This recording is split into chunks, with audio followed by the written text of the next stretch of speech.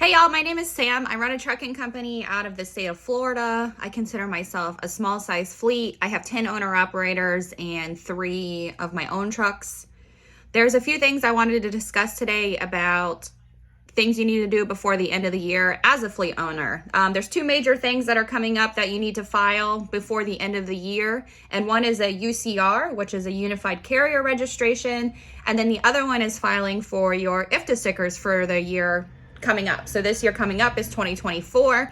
Finally, 2023 is coming to an end, and hopefully freight ticks up in this next year because it has been a bloodbath of a year.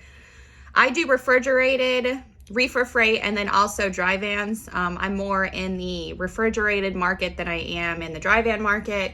We do mostly spot freight. I am working on attempting to get some contracts with my carrier, and then I also have a brokerage that I opened up this year that is starting off pretty small, but hopefully I can grow that in this coming year.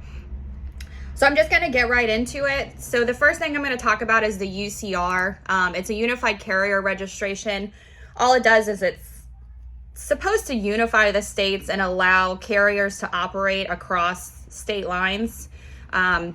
Back in the day, when you entered into a new state, they wanted you to stop and pay. They came up with the UCR. It runs right along with IFTA.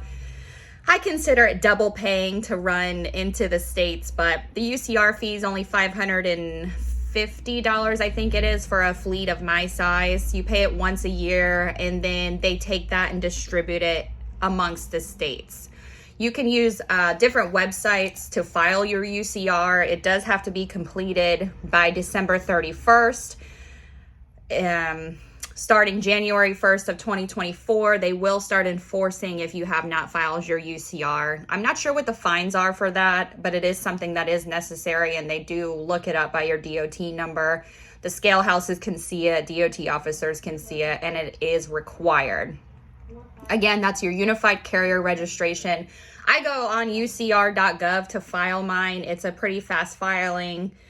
They tell you on there that you should have a processing time, give yourself a week. But I've never had any issues if I forget and I file on the December 30th. It usually goes into effect right away. They do charge a fee if you want to rush it. I've never paid the rush fee.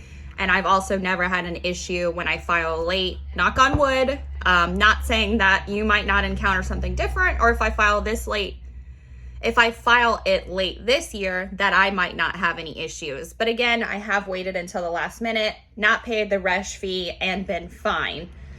And then all they do is they send you an email that your UCR has been updated. You have a Unified Carrier Registration number should it ever come up with a DOT officer at the scale house that you filed it. It's an easy thing to do, easy to keep up with, and again, this one is just once a year. The other thing that carriers need to be worried about right now is filing for IFTA stickers. So I don't know how many people know this, but IFTA is only issued by Tallahassee. You cannot go into an IRP office to get it done. We have here locally, I'm in the state of Florida. I have about 4 IRP offices that I can go to visit, including the one in Tallahassee. That's quite a drive for me. I'm about 4 or 5 hours from Tallahassee. So I use a local IRP office near me. They charge a small fee to process the tags, and I use them. So I cannot go into that office to get my IFTA stickers. Only Tallahassee can issue them. So you can go to them for walk-in services, or you can file on your IRP account if you happen to have one of those. I've had issues with IRP lately. That's why I've had issues with my IRP account, which is why I've been using my local IRP office.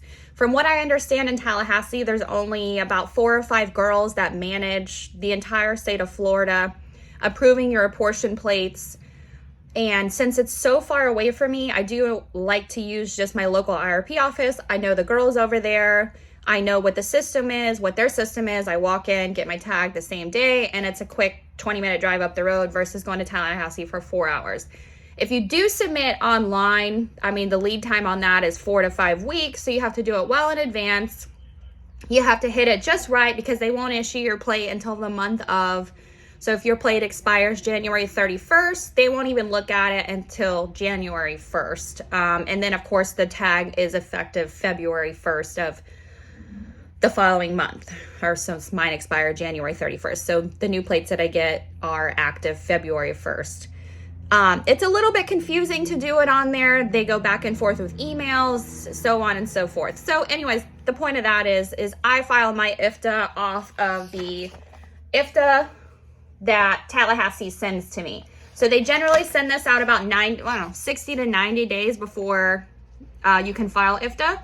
And you cannot file IFTA until your third quarter has been completed.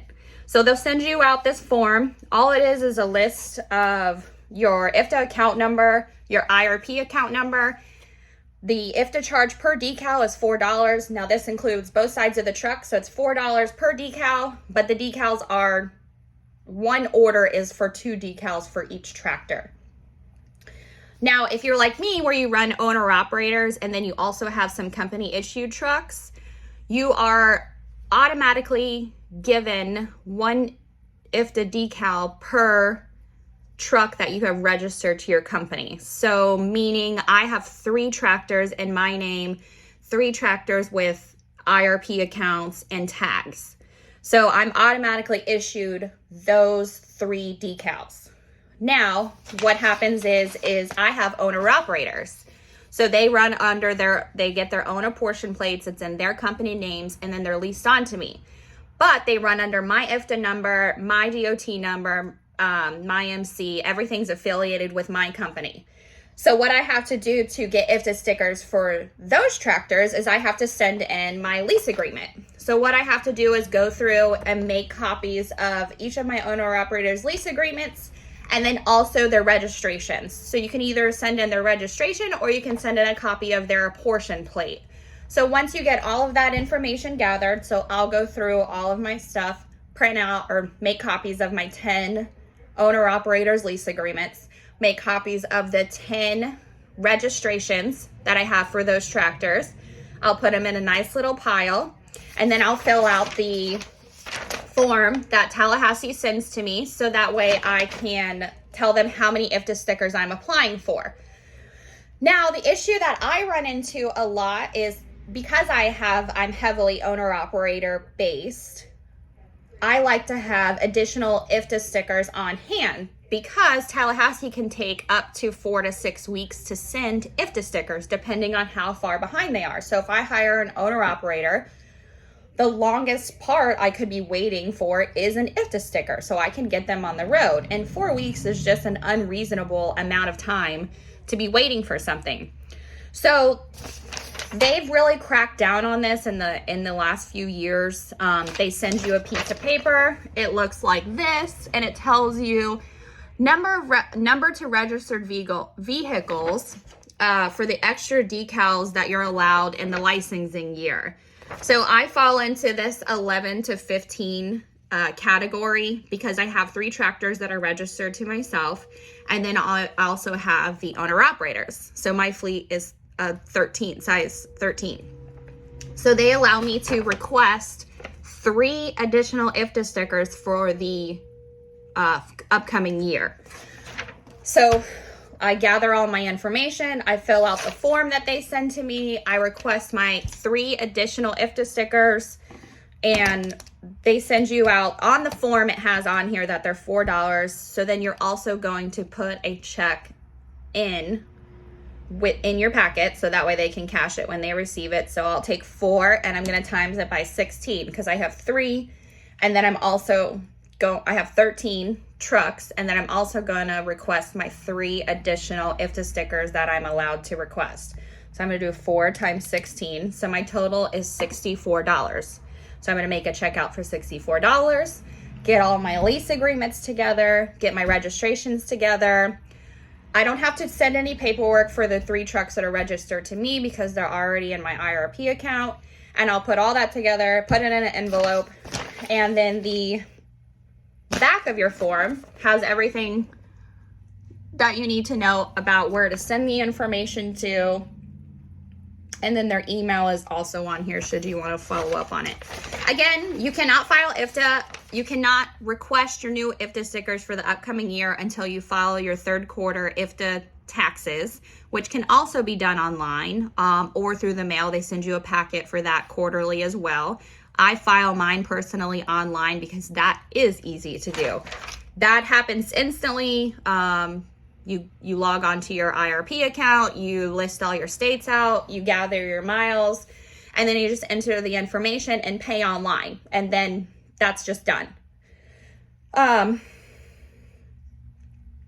So yeah, once you file that, then you can file for your upcoming IFTA stickers.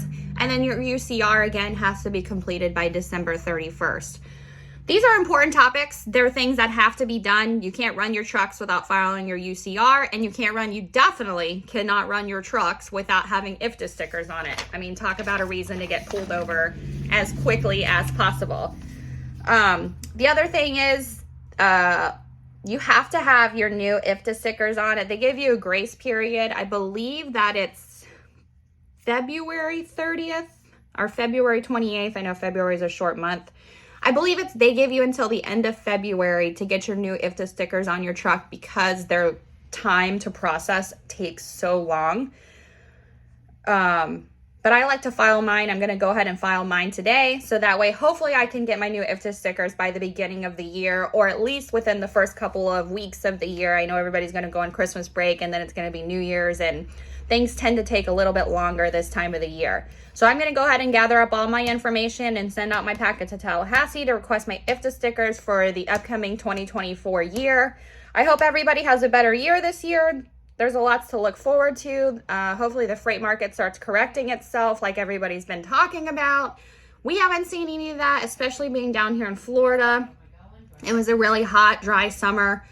Produce is going to start running again soon, so we have a lot to look forward to coming up here. We got lots of strawberries in the area. There's corn. Lots of stuff grows down here. Watermelons, all of that kind of stuff. So lots of produce is going to start happening, so I'm hoping things are going to start picking up for us. But I just wanted to let you guys know, as a fleet owner, there's lots of stuff to get done at the end of the year, and hopefully everybody's working hard to get those things done. Let me know if you have any questions, and thanks for watching.